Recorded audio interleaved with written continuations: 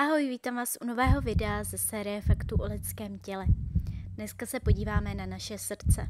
Lidské srdce je dutý svalový orgán, velký asi jako vaše zatnutá pěst. Nachází se v dutině hrudní, zvané mediastinum, která se nachází mezi plícemi. Srdce není umístěno přímo uprostřed, ale spíše vlevo. Srdce je nejvýkonnější orgán našeho těla, který musí pracovat 24 hodin denně, 7 dní v týdnu. Na jeden stah srdce vypumpuje přibližně 70 ml krve. Za 1 minutu projde srdcem 5 až 6 litrů, což je celý objem krve v našem těle. Za celý život naše srdce vypumpuje přibližně 200 milionů litrů krve.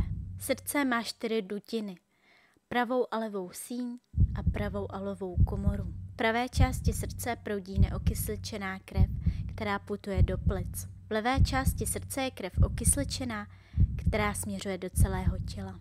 V srdci se nachází několik chlopní. Mezi síněmi a komorami se nachází chlopně cípaté. V pravé části srdce to je trikuspidální chlopeň, v levé části srdce chlopeň mitrální. V místě odstupu velkých cév ze srdce se nachází chlopně poloměsíčité, chlopeň pulmonální, plicnicová a chlopeň aortální. Srdeční ozvy, které poslouchají lékaři při poslechu srdce fonendoskopem, jsou dané zvukem, který vzniká prudkým nárazem krve při uzavření chlopní.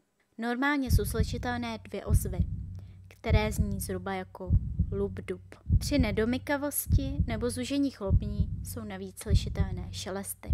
Srdce pracuje ve 2 fázích. V kedové fázi tzv. Diastole, kdy se komory plní krví, a ve fázi systoly, fáze, kdy se srdeční svalovina stáhne a vypudí krev ze srdce. Srdce není na svém místě nějak pevně fixováno, jako jsou fixovány například orgány v dutině v břišní. Srdce je uloženo na bránici a s dýchacími pohyby se pohybuje nahoru a dolů. Srdce je zásobené krví pomocí koronárních tepen.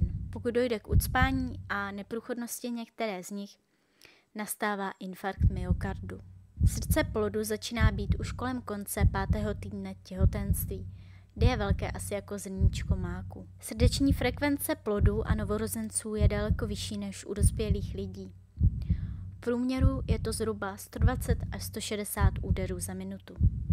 Normální tepová frekvence dospělého člověka v klidu je zhruba 60 až 90 tepů za minutu. Srdce se denně stáhne v průměru 100 000krát. A za celý život to dělá víc jak 2,5 miliardy úderů. Srdce trénovaných sportovců může mít v klidu daleko nižší tepovou frekvenci. Náhlé emoční trauma nám opravdu může zlomit srdce. Existuje syndrom zlomeného srdce, který je způsoben návalem stresových hormonů a má podobné příznaky jako infarkt. Náhle vyplavení vysokého množství stresových hormonů způsobí na určitou dobu zúžení průsvitu koronárních arterií a tím pádem bolesti na hrudi. Normální EKG ve skutečnosti nevypadá takto, jak je to zobrazováno na většině zdravotnických věcí a motivů. Ale vypadá takto a popisujeme na něm vlnu P, komplex QRS a vlnu T. Elektrický impuls, který vyvolává stah srdeční svaloviny, vzniká přímo v srdci. Srdce je tedy schopné pumpovat krev i při odejmutí z těla, čeho se využívá při převozu srdce pro transplantace. Pokud srdce není schopno efektivně pumpovat krev do těla, vzniká srdeční selhání, což je velmi vážné onemocnění, které významně ovlivňuje kvalitu života pacientů. Může probíhat jak akutně, tak chronicky. Proto, aby srdce správně fungovalo, je nutné udržovat krevní tlak v určitém rozmezí. Pokud trpíme vysokým krevním tlakem, tak je srdce daleko více zatěžováno.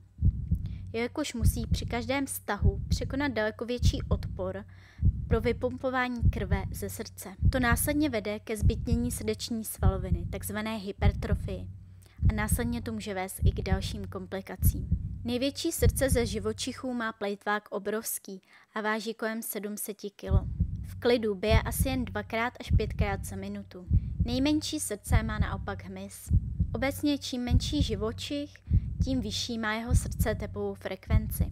Například křeček má tepovou frekvenci okolo 150 až 200 za minutu v klidu. K porovnání slon má tepovou frekvenci 25 až 30 tepů za minutu. První operace na zastaveném srdci byla provedena v roce 1956. Dnes je zastavení srdce během srdečních operací běžná záležitost.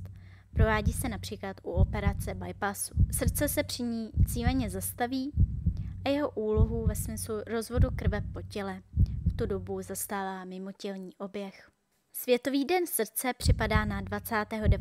září. Klade důraz na prevenci, která je v předcházení srdečních onemocnění velmi podstatná. Kardiovaskulární onemocnění jsou nejčastější příčinou smrti v naší populaci. Druhé místo zaujímají nádorová onemocnění a třetí cévní onemocnění mozku. První úspěšná transplantace srdce proběhla v Československu v roce 1984. V současnosti se u nás provádí zhruba 70 transplantací srdce ročně. To by bylo 20 faktů o srdci. Napište mi do komentářů, jaký fakt vás třeba zaujal. Budu moc ráda za like, pokud se vám video líbilo. Pro více mých videí nezapomeňte kliknout na tlačítko odběr. Pokud mě chcete podpořit, tak v popisku videa je odkaz na platformu Buy Me a Coffee, kde mě můžete podpořit koupí virtuální kávy, což mi udělá opravdu radost. A budu ráda, když mi do komentářů dáte vědět, o jakém orgánu byste chtěli slyšet příště. Mějte hezký den a těším se na vás u dalšího videa. Ahoj. But when it all burned down and you were left with nothing, did you question God or did you see